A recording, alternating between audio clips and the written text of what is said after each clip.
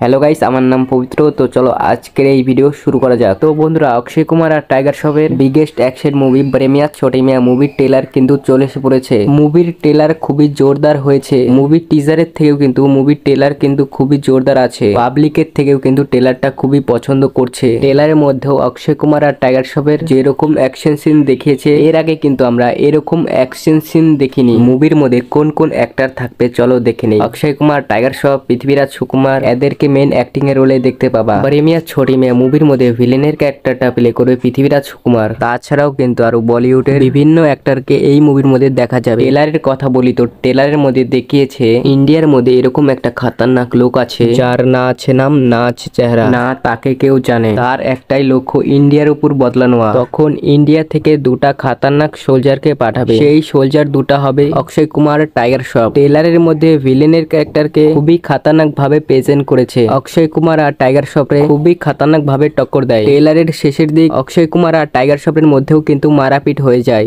এখন এই লড়াইটা কেন হয়, এখন তো সিনেমাটা আসলেই বোঝা যাবে। মুভিটার বাজেট হচ্ছে 120 কোটি টাকা। মুভিটার রিলিজ ডেট হলো 2024 এপ্রিল মাসের 10 তারিখে কিন্তু মুভিটার রিলিজ ডেট। এখন লোকে এই মুভিটা পছন্দ করে নাকি দেখার বিষয় হবে এটা। তুমি যদি অক্ষয় কুমারের প্রেমিয়া ছোটি মিয়া মুভিটা যদি দেখতে চাও তাহলে আমাদের কমেন্ট করে অবশ্যই জানাবা। এরকমই মুভি আপডেটের জন্য নিউজ ফিল্মি রিভিউকে সাবস্ক্রাইব করবেন। তো চলো বাই বাই। আমার নাম পবিত্র আর তুমি দেখছো নিউজ ফিল্মি রিভিউ। তো চলো বাই বাই।